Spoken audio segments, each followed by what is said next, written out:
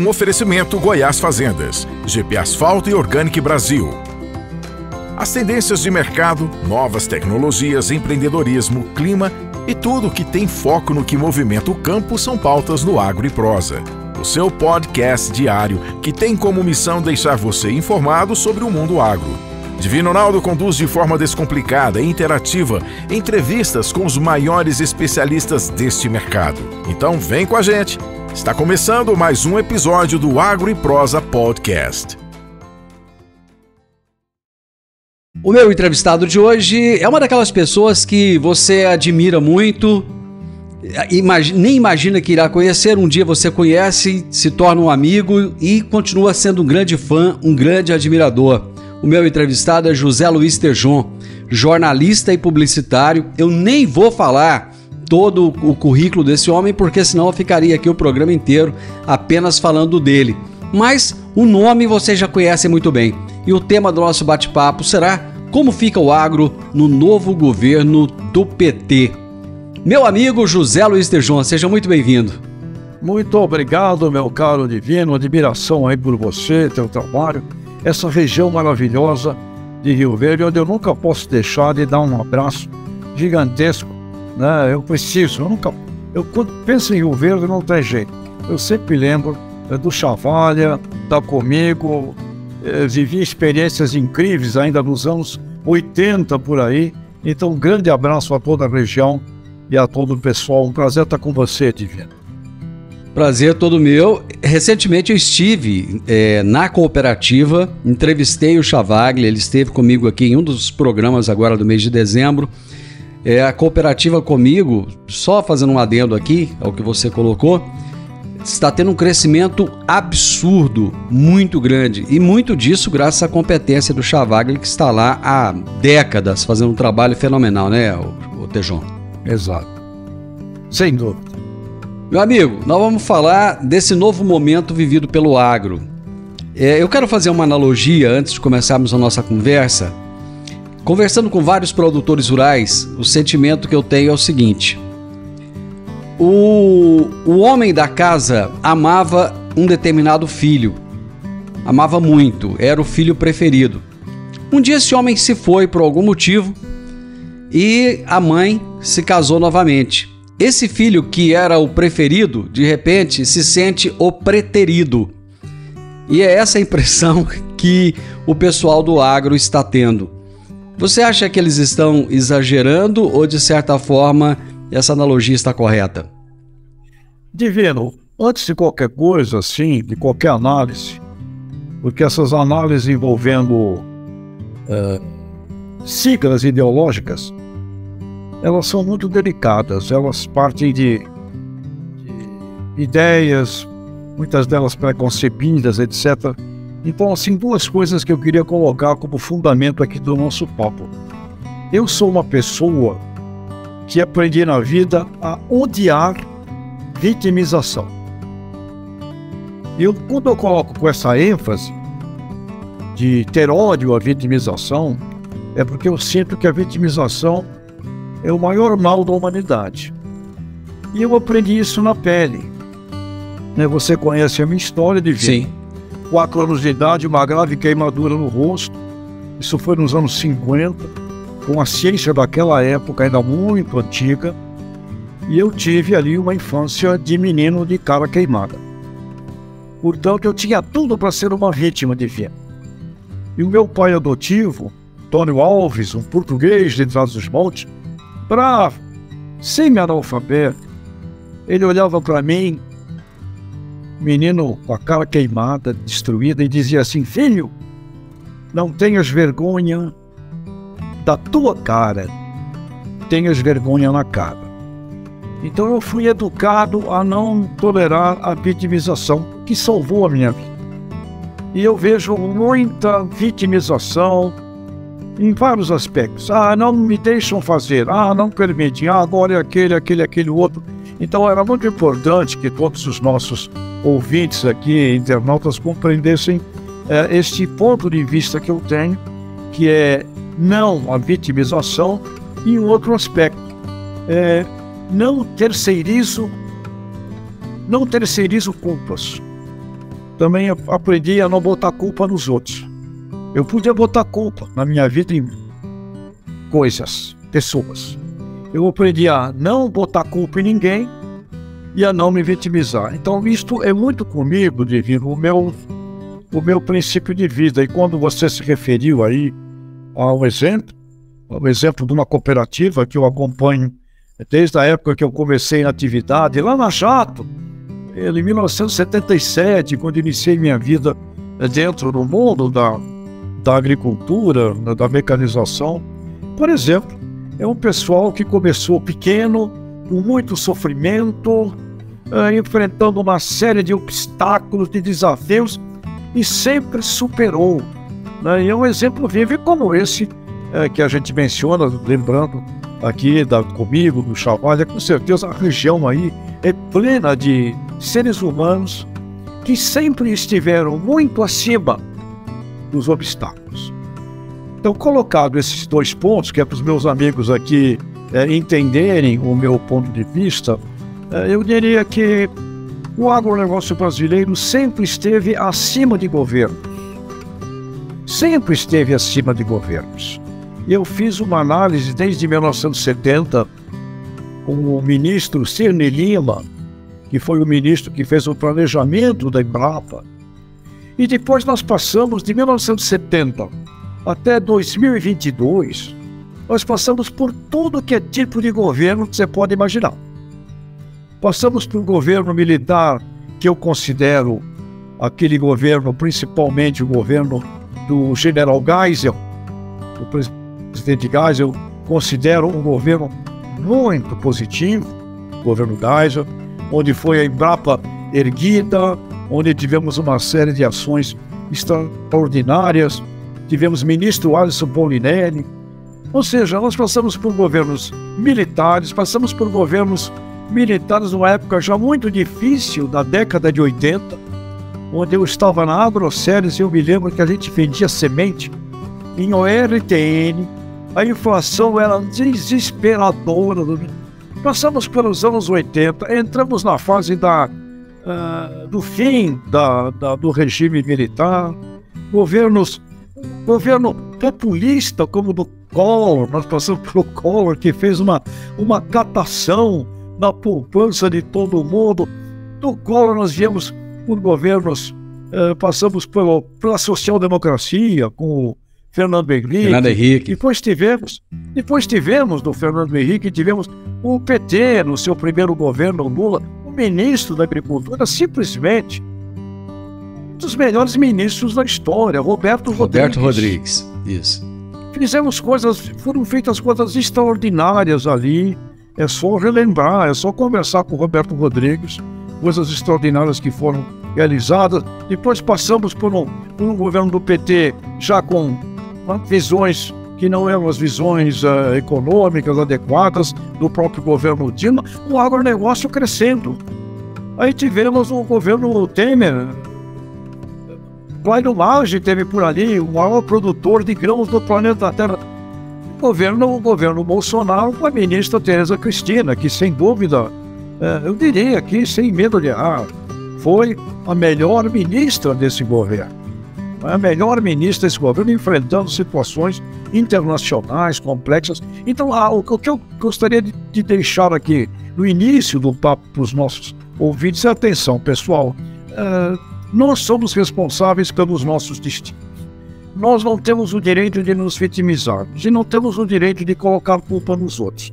Cabe a nós, como pessoas, e os exemplos que você tem aí em Rio Verde provam isso, e cabe a nós, como a sociedade, como associativismo, enfrentarmos como sociedade civil organizada, mitigarmos os problemas e os erros que governos realizam, porque os governos não são perfeitos. Agora, uma coisa que conta muito a favor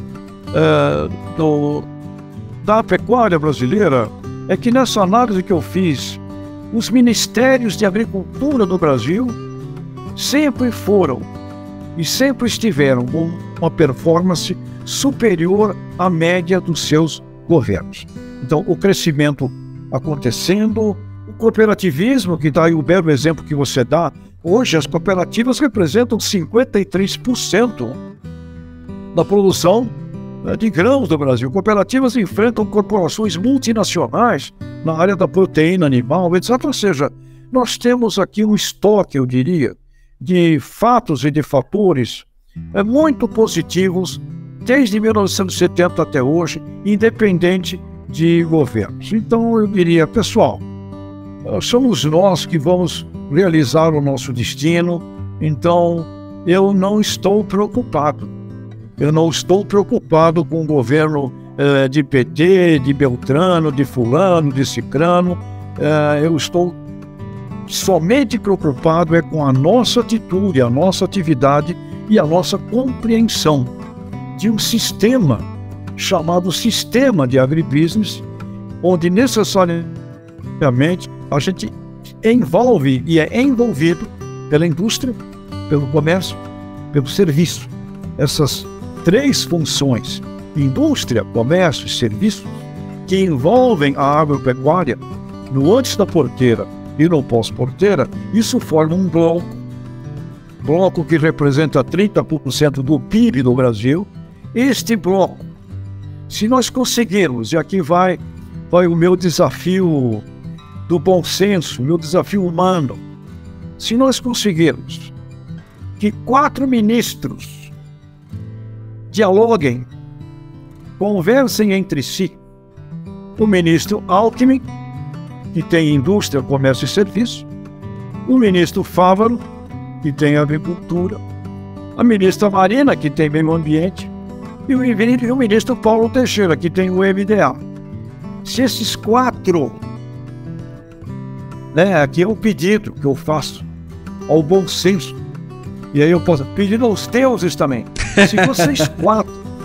se vocês quatro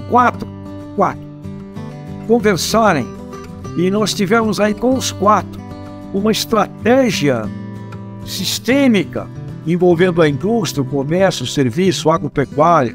A Apex está lá com o ministro da Indústria, Comércio, Serviço e Agropecuária, está com o Alckmin, né? A Conab deverá ficar com a agricultura ou com o MDA, enfim. Mas o meio ambiente, que passou a ser assim uma embalagem com a qual nós temos que conversar, dialogar, ver como é que... Se nós tivermos, não é pedir muito, 4 pessoas que pudessem se reunir numa estratégia comum e convocar a sociedade civil organizada, nós temos, seja quem for aí o governo, nós temos uma condição de crescimento acima do que seria o crescimento normal. João, é muito bom ouvir você falar dessa maneira, trazendo de certa forma, essa mensagem de otimismo.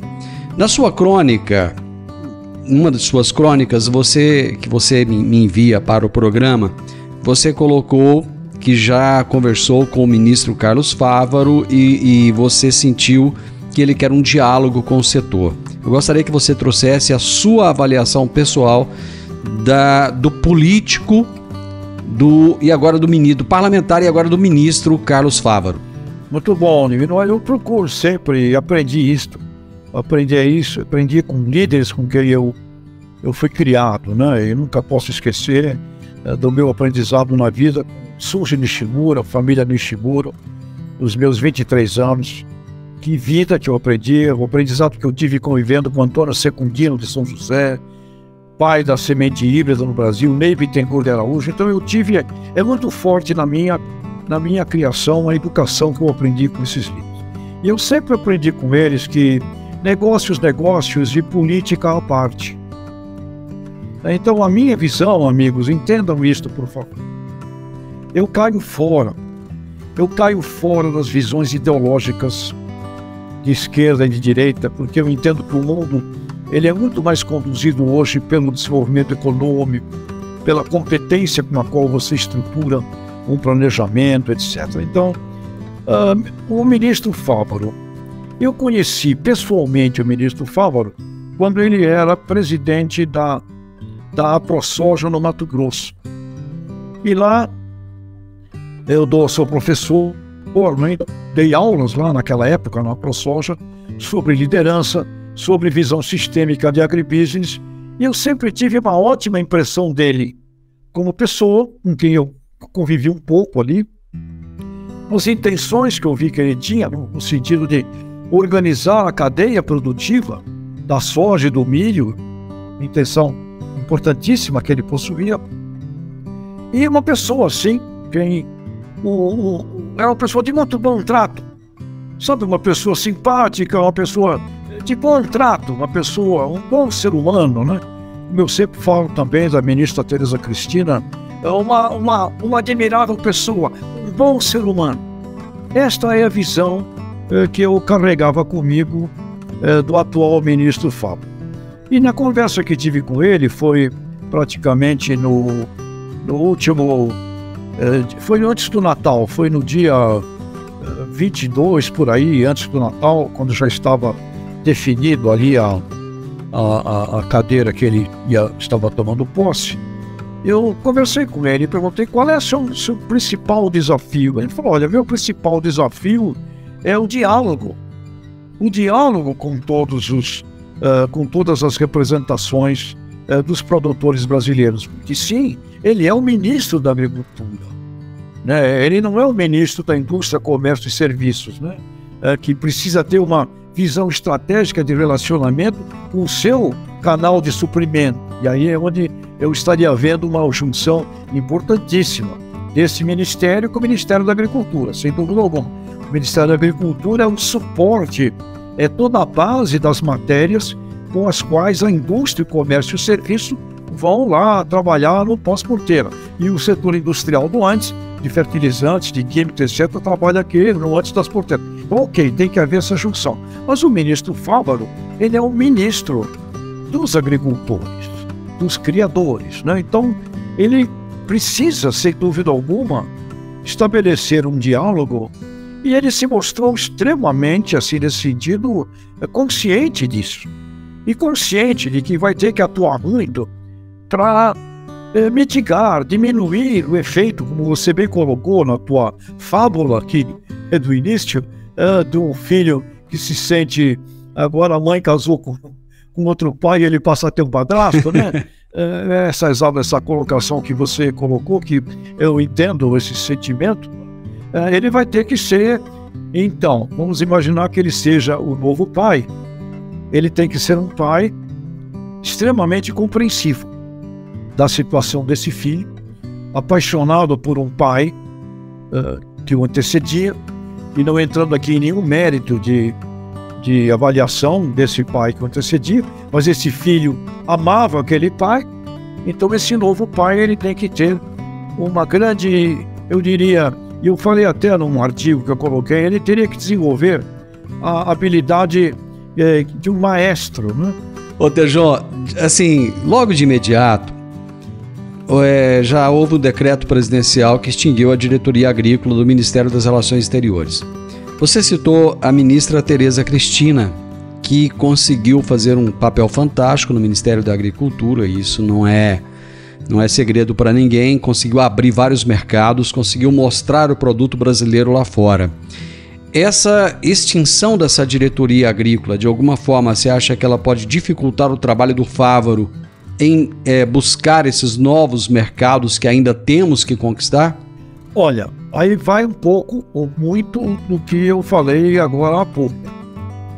Se nós conseguirmos uma união de objetivos, de estratégias, de metas entre indústria, comércio e serviços com a agricultura, nós temos ali um casamento extraordinário, porque a Apex pertence à pasta da indústria, comércio e serviços.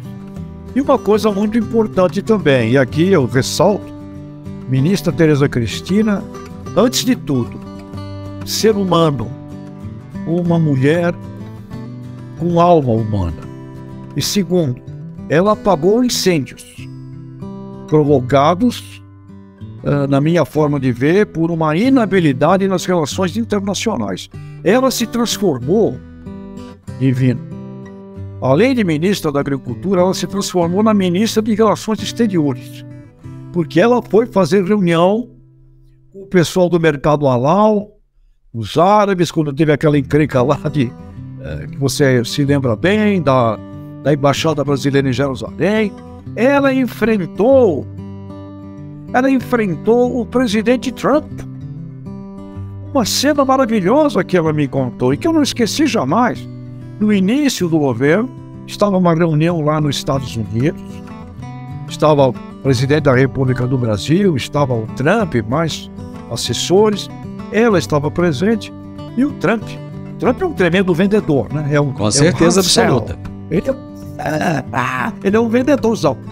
Não, porque então vocês no Brasil, nós vamos exportar etanol para o Brasil e sem taxas, né? E o Brasil aceitou isso. E nesse momento, né, que o Trump falou isso, a ministra Tereza Cristina olhou para o Trump com aquela autoridade feminina poderosa e disse: o senhor aceita fazer a mesma coisa com o nosso açúcar? Então, a ministra resolveu problemas com China, uma vigorosa mulher. Conclusão, eu te diria que essa resposta será depende.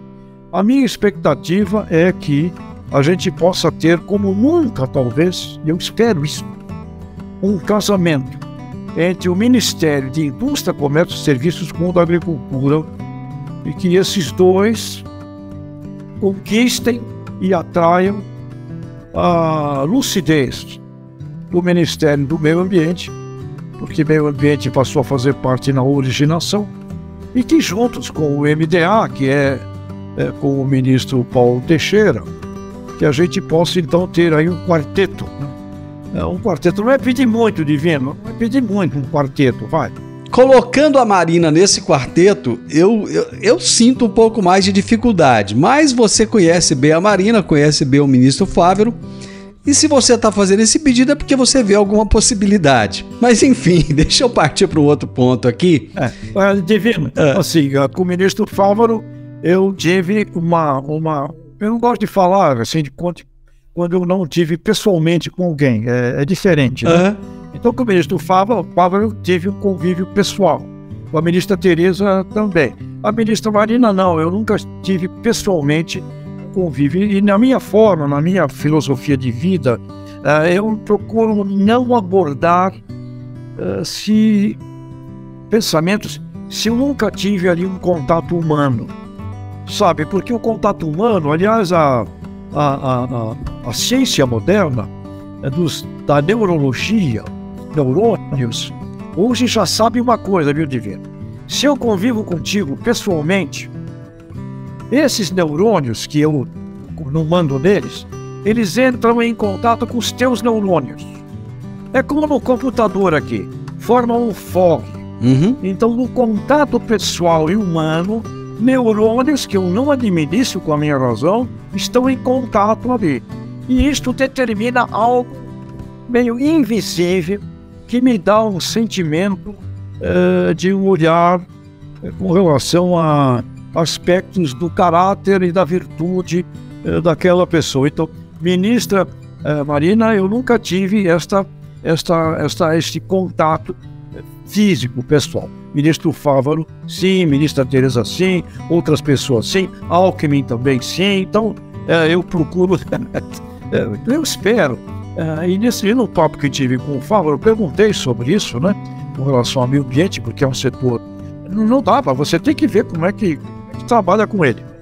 E o que ele me disse é que ele estabelece, sim, um diálogo com a ministra Marina e que tem expectativas, óbvio, positivas. Numa conversa com o ex-ministro Roberto Rodrigues, que também conviveu naquela época, né, quando ele foi ministro no governo Lula, também estava lá a ministra Marina, e o Roberto me disse que realizaram naquela época coisas que, inclusive, não eram muito bem vistas por um ângulo do governo. Por exemplo, a aprovação da lei de cultivares, do material todo de sementes geneticamente engenheiradas, modificadas. Você se lembra naquela altura que a gente praticamente era contrabandista de semente? Exatamente. Né? Que era ilegal. Então, leis como essa foram aprovadas.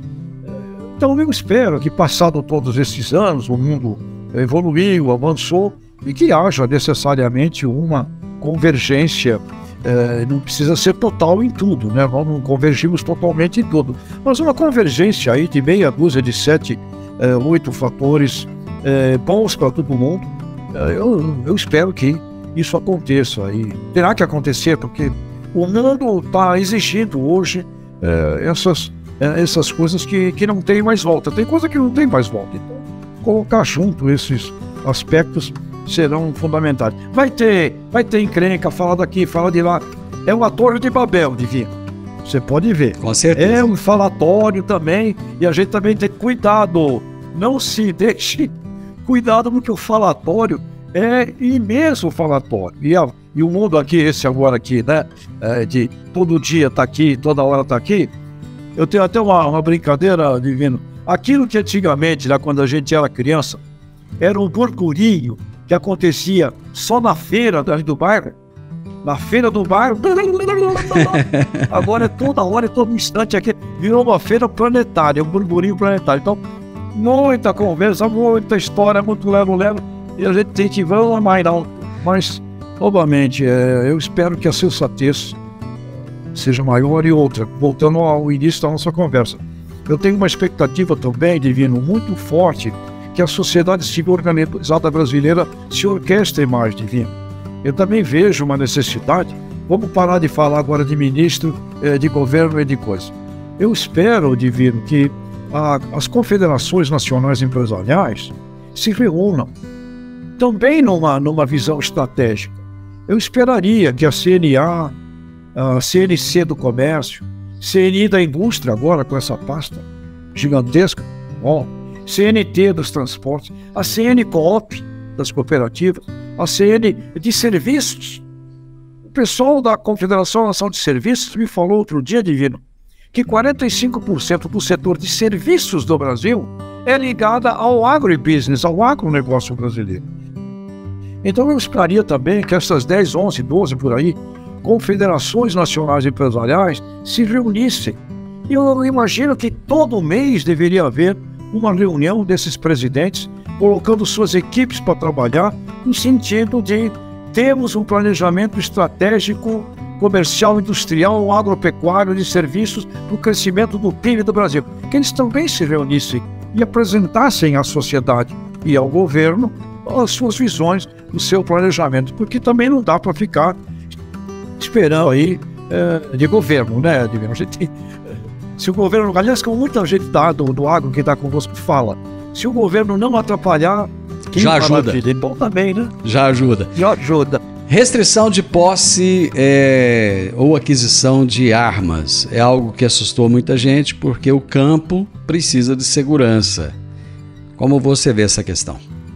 Eu vejo que se eu estivesse numa área rural, eu precisaria ter uma arma.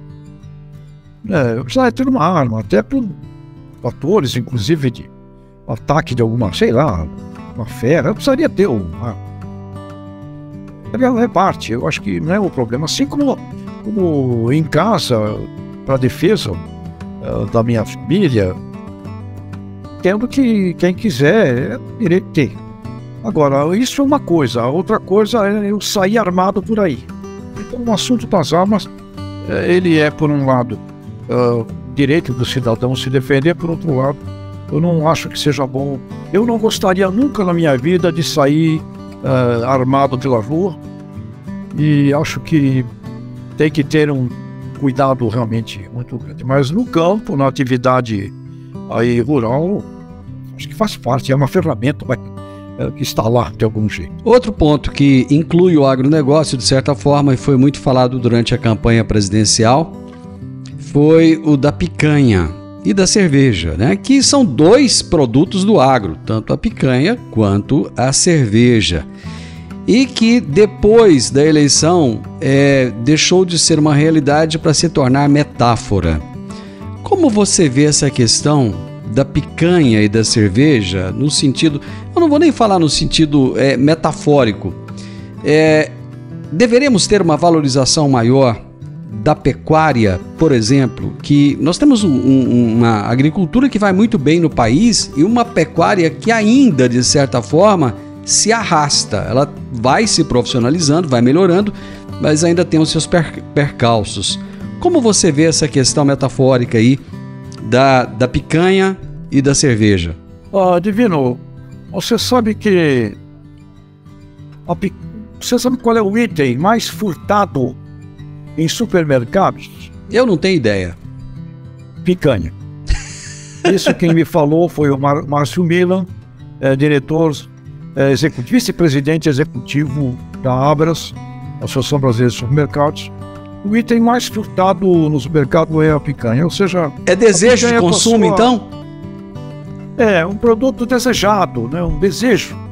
Se transformou num símbolo de status. Se eu fizer um churrasquinho na laje e não tiver uma picanha, eu não sou um bom anfitrião. E uma coisa que eu sempre tenho falado ao pessoal da pecuária de corte é cuidado. Me preocupa muito o consumo per capita da carne vermelha cair. Ela já foi a carne popular, consumida a níveis praticamente de todo o prato, de todo o trabalhador brasileiro. Você tinha, estou falando isso na minha época de infância, de juventude, em Santos, onde eu nasci, todo dia tinha um bifinho no prato. Feijão com arroz, uma alfacezinha. Um bifinho era sagrado divino. Sabe o que minha mãe falava pra mim? Ela falava assim, vai no açougue, compra... A pobreza era extrema naquela época, né? Vai no açougue e compra meio quilo de carne de segunda boa. E essa ordem divina, se você deve se lembrar, eu me lembro.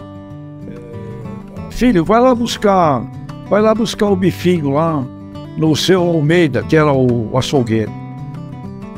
E o seu Almeida, o açougueiro do meu bairro, era a pessoa mais querida. Onde havia uma confiança no seu Almeida, que aquela carnezinha que ele ia embrulhar. Eu não sei se na tua época ainda não embrulhava assim. Na minha época embrulhava no jornal. No jornal, exatamente. Embrulhava no jornal e eu trazia para casa aquele bifinho. Não era filé, não era contrafilé, não era alcatra. Alcatra era uma coisa bem rara, né? Era realmente essa carne moída, passeio, patinho, enfim. E todo dia tinha um bifinho. E na sexta-feira, que era um dia antes do fim de semana, tinha sempre um bife de fígado. Batidinho, com alho, com cebola, fininho, frito. E a mãe dizia assim, filho, eu não gostava muito da ideia daquele bife de fígado, mas ele era bem ameno, com alho, com cebola, ficava gostoso. E ela falava, hoje é o dia do bife de fígado. E fígado é para você ter sangue bom. Isso, ferro. E no domingo não se comia carne vermelha. No domingo era frango com macarrão. Macarronada com frango. Isto era assim. Vai passando o tempo, o consumo per capita da carne vermelha está hoje na casa de 26, por aí, quilos per capita, se não estou enganado. 26, 27, 25, última mensuração. Carne de frango foi para 44. A carne de porco, de suínos, cresceu nos últimos 10 anos. De 10 quilos per capita para 20. Através de um grande trabalho de comunicação, principalmente no supermercado. E o pescado vai crescer. E aí eu comecei a ver esse fenômeno do consumo da carne vermelha em mercados com renda. Porque eu pensava, mas é por causa da renda. Aí eu comecei a observar mercados com renda, por exemplo, na França. Caiu extraordinariamente o consumo per capita da carne vermelha, mesmo em lugares com renda. E mesmo aqui, junto à classe com renda. Por quê? Porque a carne vermelha virou um símbolo de um consumo onde você vai fazer uma festa. Um churrasco no fim de semana. Então aquela churrascada de fim de semana é onde você come os melhores cortes de pratos na carne vermelha. E passamos a não ter mais o hábito do consumo cotidiano da carne vermelha. Este aspecto, Divino, é um aspecto que, como profissional de marketing que sou, me deixa profundamente preocupado, porque nós teremos que ter uma ação de retomada do consumo cotidiano, e este consumo cotidiano não vai ser feito, Divino, com os cortes em preços de cortes nobres. Nós temos que começar a apresentar isso que sua mãe falava. Vai buscar lá uma melhor carne de segunda, numa revisão desse posicionamento, que é: não existe carne de segunda, existe boi de segunda. Toda a carne de um boi nutrido, administrado, bem criado, ela é de primeira. É engraçado isso. Quando você fala isso, eu me lembro muito bem de uma referência à carne argentina e uruguaia. Ninguém fala de carne argentina de segunda ou carne uruguaia de segunda. Só fala de carne boa. Carne boa. Eu estava em Torino, Itália. Torino. Por que tem o nome de Torino? Torino. Eu estava num restaurante fino. Eu falei, eu quero comer o melhor prato que é aqui da região de Torino. O melhor prato de Torino. E sabe o que me trouxeram? Um ensopadinho delicioso de miúdos de boi. Por quê? Aí eu fiquei, por que são miúdos? Cultura. Tu acha que lá no passado, onde havia escassez, guerra, o diabo, as pessoas aprenderam a fazer das partes que seriam teoricamente jogadas fora, iguarias. Então eu comi naquele restaurante em Torino, na Itália, um prato de miúdos. Eu me arrependi, caramba, logo fui pedir, podia ter pedido outra coisa, mas ok, experiência cultural. Então o que eu sinto é isso, Divino. O pessoal da pecuária de corte, e aí também os frigoríficos, está na hora também dos frigoríficos, porque eles precisam cada vez mais se reunir à sua cadeia de suprimentos. Vai ficando meio assim, impossível você ir para o futuro, tendo rusgas e antipatias, e não uniões harmônicas, eu diria, com o teu supply chain, com a tua cadeia de suprimento. Então, por um lado, frigoríficos precisam ter uma busca de relacionamentos de longo prazo com os pecuaristas, e os pecuaristas precisam também compreender que, juntos com os frigoríficos, estariam realizando um trabalho importantíssimo de retomada do consumo per capita da carne vermelha. E cuidado, quando eu falo isso, o pessoal sempre fala, mas é a renda, é hábito. Nós acabamos desenvolvendo, permitindo que se desenvolvesse um hábito de não consumir a carne vermelha todos os dias, e isso foi substituído pelo frango. Legal, o pessoal do frango, maravilha, o pessoal do suíno, cada um tem que fazer seu trabalho, mas o pessoal da pecuária de corte precisa também entender que aí nós temos um problema estratégico. Aí você perguntaria, mas isso vai abalar? Enquanto você tiver no mundo aí, como a gente tem, praticamente 8 bilhões de pessoas, das quais 5 bilhões ainda carentes e necessitadas de comer um pouco e de comer melhor, você tem um mercadão ainda aí à disposição. Mas atenção, é necessário olhar onde tem renda, onde tem nível educativo elevado, o que nós temos que fazer para a retomada do mercado do consumo per capita. E na renda popular, na base da pirâmide, nós temos que retomar a inteligência das nossas mães, Divino. E quem sabe está faltando aí o seu Almeida, o açougueiro. Porque aquele cara, Divino, eu me lembro do açougueiro lá no meu bar. Ele era o cara mais importante ali, o seu Almeida. E se o seu Almeida mandasse lá naquele embrulho de papel jornal alguma coisa que a mãe não achasse bom, ela ia lá naquela hora com o tamanco na mão querer bater no seu Almeida. Bom, nós temos vários pontos ainda para tocar. E MST. Muitas vezes o MST ele é confundido, a atuação do MST, com a agricultura familiar. Nós sabemos que são duas coisas à parte. O Brasil tem uma agricultura familiar muito forte. Nós temos muitas famílias na agricultura familiar. e que hoje eu vejo até com uma certa preocupação a questão da agricultura familiar em relação à renovação dos produtores, o que já está acontecendo na agricultura empresarial, que é a sucessão familiar. Na agricultura familiar ainda não se tem esse apelo tão forte. E o MST volta à cena agora. Eu gostaria que você analisasse a volta do MST e se deverá haver uma valorização da agricultura familiar no Brasil. Bom, nós temos no Brasil, Divino, primeiro, cerca de 4 milhões de pequenas propriedades que não fazem parte nem do mercado e nem do acesso à ciência e tecnologia.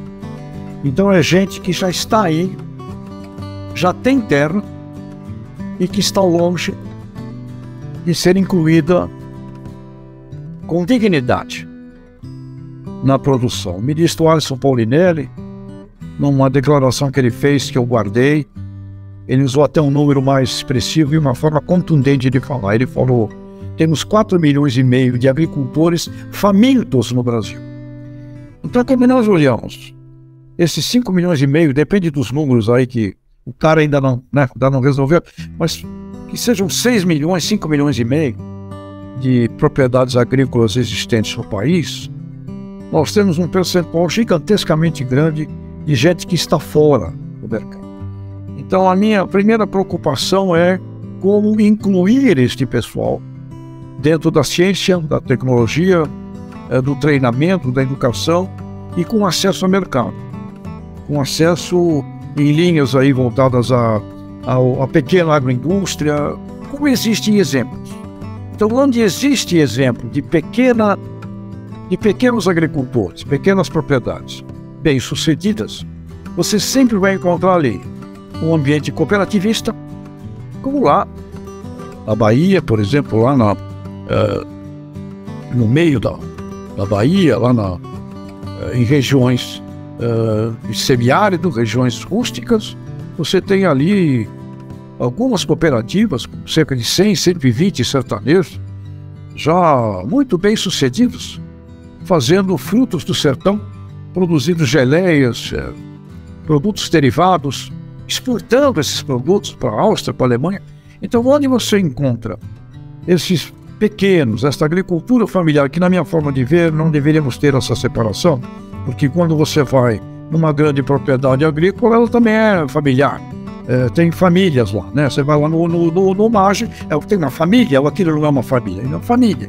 Então a gente precisa parar com essa história de que a agricultura familiar é uma coisa, a outra é outra. Todas são agriculturas familiares e esse nome é um nome bom, um nome importante para a imagem, para o marketing do agronegócio brasileiro, agricultores familiares. Então, nós temos primeiro um problema sério com relação a pequenas propriedades, famílias agrícolas pequenas que já existem e que estão longe do que deveríamos fazer com elas. Você tem, e aí vale estudos, era importante que nós realizássemos estudos mais profundos, e neste campo eu ainda não realizei, e é um pensamento meu em realizar, por exemplo, onde ocorreram assentamentos que foram transformados em efetivos movimentos de cooperativa, onde ocorreu uma organização do sistema, daqueles assentados ali colocados, por exemplo, 40 assentamentos. Os 40, progrediram os 40 ou só 4? Ou só 3? Onde progrediu 4 ou progrediu 3, obviamente, aquilo ali foi mal sucedido.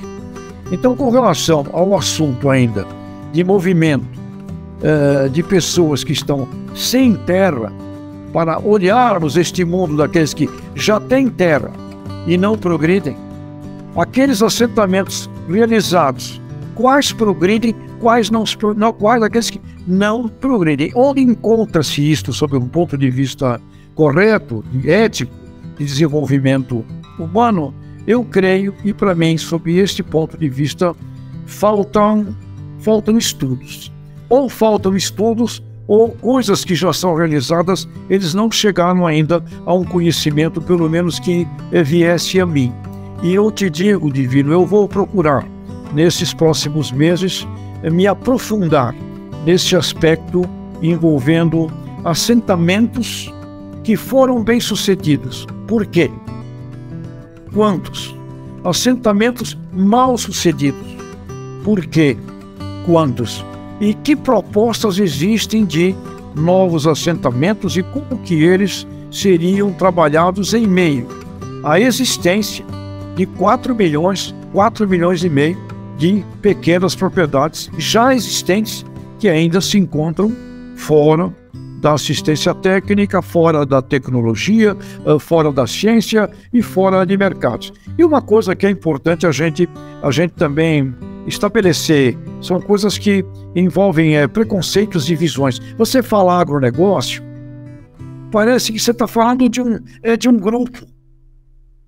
Você fala agricultura familiar, parece que você está falando de um grupo que não tem a ver com agronegócio. Isso é muito errado. Muito errado. Porque qualquer coisa que você faça numa atividade no campo, numa atividade hidropônica, aqui em São Paulo, numa agricultura vertical num prédio, qualquer coisa que você faça na caatinga, que você tenha que viver daquilo, você tem que vender. Você tem que vender o leitinho da cabra, você tem que vender o queijo, você tem que vender as ostras da praia de Pipa, você tem que vender. Portanto, não tem como você não estar no negócio. E aí essa coisa é uma coisa que precisamos ajudar a acabar. Agronegócio não é anônimo de um segmento, não é anônimo de uma facção, não é nome de uma ideologia de direita, de esquerda. Agribusiness é um nome nascido em Harvard, professor J. Goldman, lá nos anos 50, é um sistema. Por isso, quando voltamos ao início do nosso papo, indústria, comércio, serviço, agropecuária, isso forma um bloco. Se você tem lá, em Canudos, na Bahia, lá naquela região, Caatinga, uma pequena cooperativazinha, produzindo frutos do sertão, você está fazendo sim agronegócio, porque você tem que pegar os frutos, processar os frutos, transportar os frutos, fazer embalagem, criar uma marca, distribuir, vender. Portanto, não vamos associar, pelo amor dos deuses, o nome agronegócio a uma ideologia, a uma facção. Então também temos que falar com os nossos amigos, às vezes mais bravos, que qualquer menção ao nome agronegócio ele já associa com aquela visão antiga, Divino. O barão, sabe o barão? O barão, o coronel. Aqueles filmes do Jeca Tatu. O Jeca Tatu era sempre uma vítima, lembra? Era sempre o pobrezinho magrinho, né? E o fazendeiro era o gordo. Era o maldoso. O maldoso era o... Essa coisa é uma coisa que não é...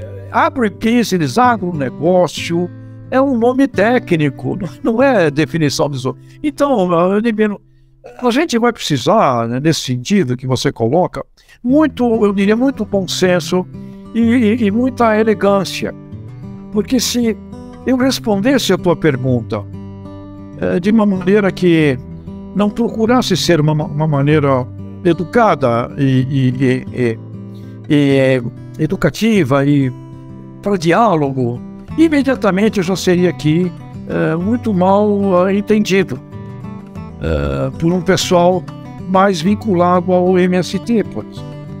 Talvez alguns amigos nossos aqui, do mundo mais nosso aqui, João, você fica contemporizando e também não gosta, mas pessoal, atenção, nós temos que trabalhar, conquistar, chamar, não adianta, a gente não vai conseguir êxito se a gente, como eu disse agora há pouco para você, Divino, na conversa sobre o ministro Fauro, meio ambiente, se a gente não promover um intensivo diálogo, a gente não caminha. E aí vai o aprendizado que acabei de receber do velho Ray Goldberg lá em Harvard.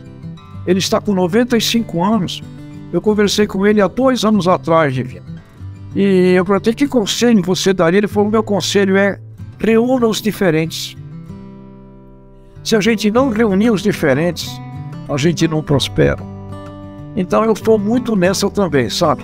Reunir os diferentes, compreender o que tem de positivo no que foi feito, de negativo, e procurar dentro disso nunca esquecer daquele início do nosso papo, que é: eu tenho completa ojeriza de vitimização e completa ojeriza de terceirizar a culpa. Isso eu aprendi na minha vida, então isso é a minha grande regra.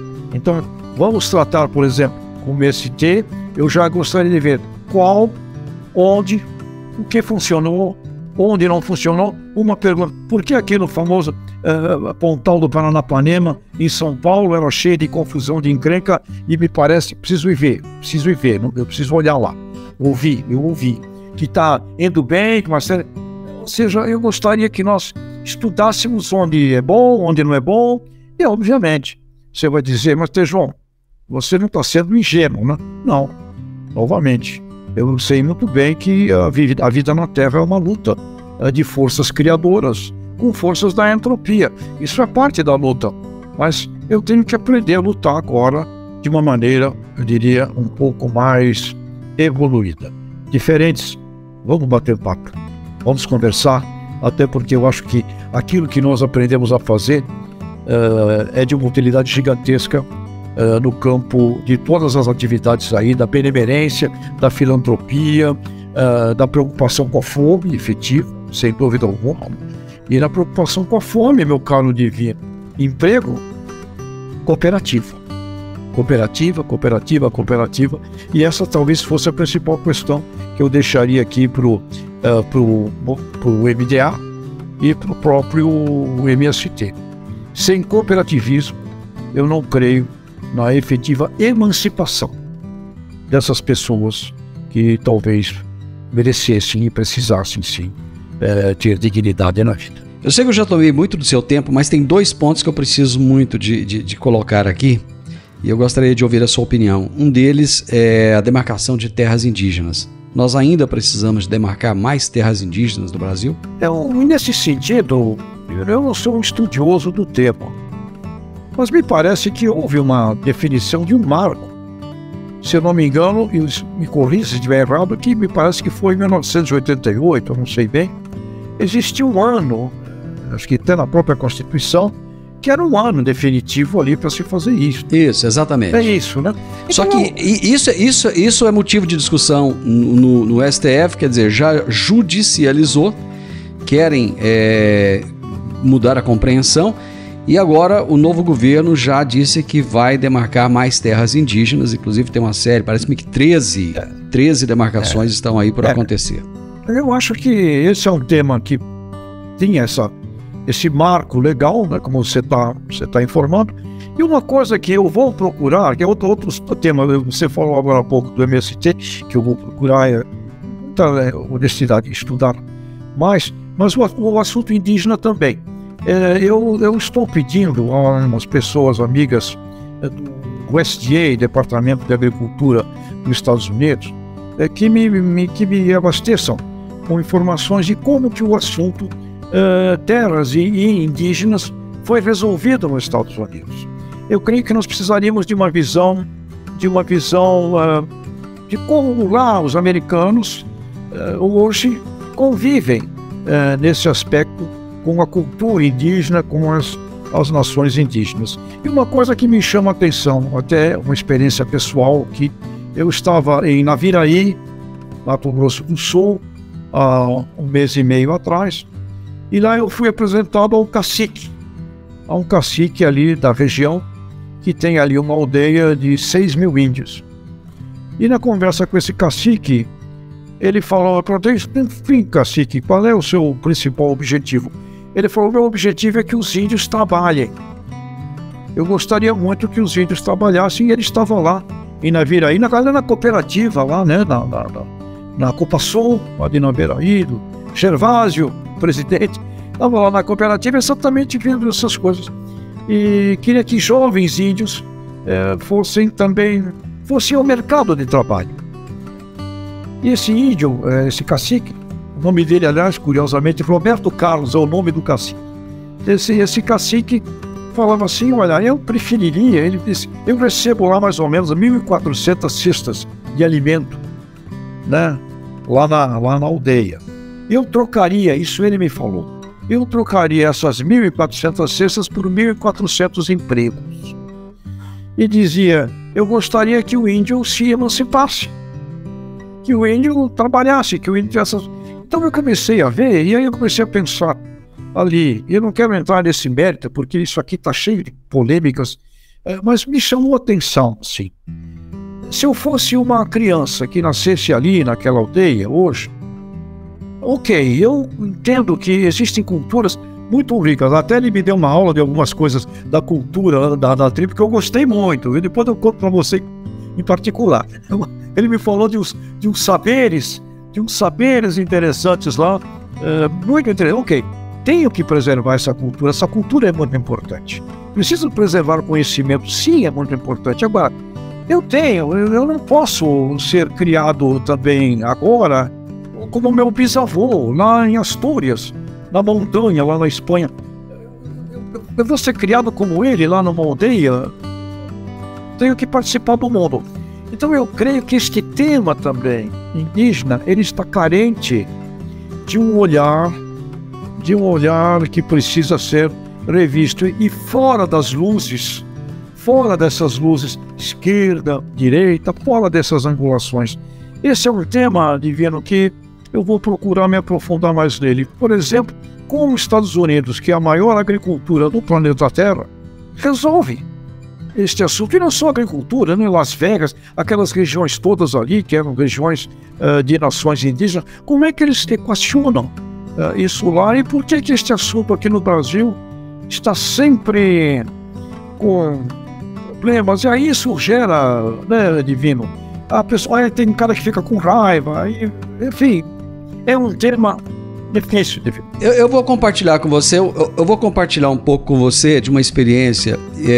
Eu estive naquele movimento de Brasília por 2 vezes, e aliás, 3 vezes eu estive lá, e nas últimas 2 vezes eu conversei com indígenas, com caciques, e eu fiquei impressionado primeiro com a inteligência, eu nem diria inteligência, eu diria a quantidade de informação que esse pessoal tem. Eles sabem muito das coisas. A gente acha que são selvagens e não são. São pessoas muito, muito conectadas com tudo que acontece hoje em dia. E exatamente isso que você falou foi o que eu ouvi deles, que eles querem ter liberdade de trabalhar, de extrair o minério da terra, de trabalhar a agricultura. Eu ouvi de alguns caciques.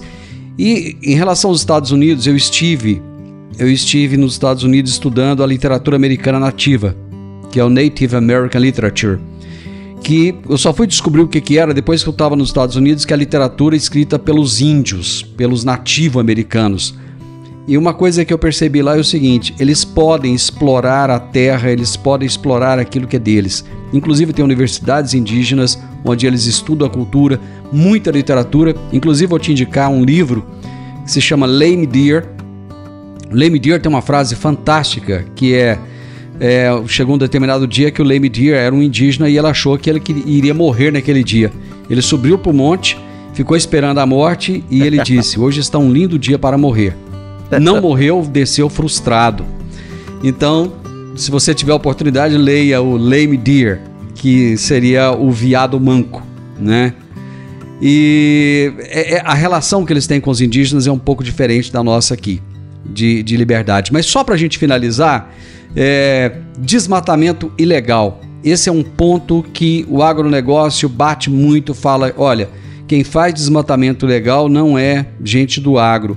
E ao mesmo tempo ele está sendo o tempo inteiro acusado de fazer desmatamento. O agro está sendo acusado de fazer desmatamento ilegal. Você acha que essa questão ela terá uma melhor solução a partir de agora? Bom, dentro dos discursos que estão sendo feitos, está se prometendo um grande combate ao crime. E de fato, Divino, essa é daquelas coisas malucas, né? O criminoso apronta e quem leva a culpa é o correto. É como naquela brincadeira, molecada de rua, tinha sempre um moleque que era um moleque sacana pra burro. Ele fazia as porcarias lá na casa da vizinha. E quem levava a culpa era o moleque bonzinho, tá certo? Que tava passando em frente. Então, sem dúvida alguma, e aí eu acho que cabe à sociedade da agropecuária brasileira e do agronegócio brasileiro, da indústria que se relaciona com o produtor, começar a deixar isso claro. Nós queremos um combate ao crime. E não queremos e não vamos aceitar ligações de crime com o setor do agronegócio, porque não tem. Quando você pega essa pecuária ilegal, feito na ilegalidade, é pro cara que tá lá desmatando, fazendo crime. Ele vende o boi, a carne dele, para um abate ilegal. Ele não tem renda. Não existe renda nisso. A renda dele é o crime. E aí pega meia dúzia de exemplos como esse, ou que percentual seja, isso se associa com a pecuária toda brasileira. Ou seja, nós temos um copo cristalino de gente boa trabalhando direito como deve.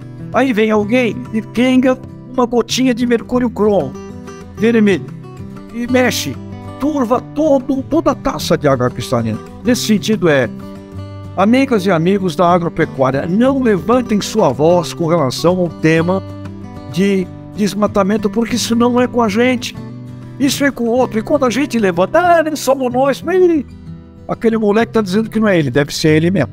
Então, muito cuidado nisso e cobrança direta contra o crime. Problema da ilegalidade, do crime, polícia, lei. Cabe à polícia, cabe à lei e cabe ao Estado brasileiro irem lá tomar conta desse assunto. Senhoras e senhores da agropecuária, não ponham a mão nessa cumbuca. E quando nós aqui, agora nesse instante, estamos falando disso, se não tomarmos cuidado, pode parecer ou pode ser lido por alguém como nós aqui estamos defendendo o assunto, e não é. Então, eu diria que o setor da agricultura e da pecuária, nesse tema, boca fechada, não é conosco, é com outros caras, não é nós, não somos nós. E cabe também, agora aí vem outra coisa, não é, Adivino? Comunicação. A gente não consegue fazer um plano de comunicação decente para o agronegócio brasileiro. O Pelé faleceu, né? Pelé faleceu, uma marca mundial gigantesca. O falecimento dele, mídia no mundo inteiro, todo mundo ama essa marca. Nós nunca usamos a marca Pelé, por exemplo, a serviço do campo, esse campo nosso. Nunca usamos a marca Pelé para esse campo nosso, para carisma. E nesse campo nosso, temos campeões. E nesse campo nosso, nós temos a melhor agricultura regenerativa do planeta Terra, com o plano ABC, ABC+, e LP. Nós temos cooperativas maravilhosas, Chavária. Portanto, temos tanta coisa bonita para dizer para o mundo e a gente não diz. E a gente entra, então, para retaliar acusações. Quando você entra para retaliar o que os detratores falam de você, você está fazendo um bem só para o detrator. Ele adora que você faça isso. Meu amigo, mais do que uma prosa, foi uma aula que você nos trouxe aqui. Muito obrigado, foi um prazer mais uma vez falar com você. Um grande abraço e um ótimo ano. Obrigado.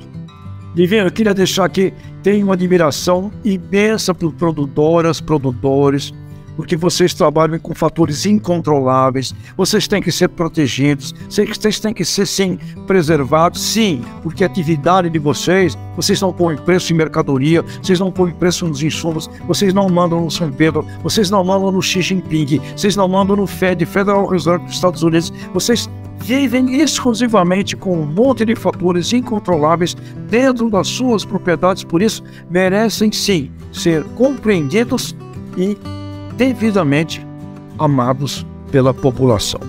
Beijos. Beijo, abraço para você, Tejon. O meu entrevistado de hoje foi José Luiz Tejon, jornalista, publicitário e, acima de tudo, um grande ser humano. E nós falamos sobre como fica o agro no novo governo do PT. Siga @Agro e Prosa no Instagram. Se inscreva em nosso canal no YouTube. Desfrute desse espaço para ficar por dentro de todas as novidades do agro no Brasil e no mundo. O podcast é um oferecimento da Goiás Fazendas, investimentos inteligentes e um universo fértil de oportunidades. O programa de hoje fica por aqui, mas voltamos amanhã com conteúdo especializado e muita parceria, pois se o assunto é agro, é sempre uma boa prosa. Até lá!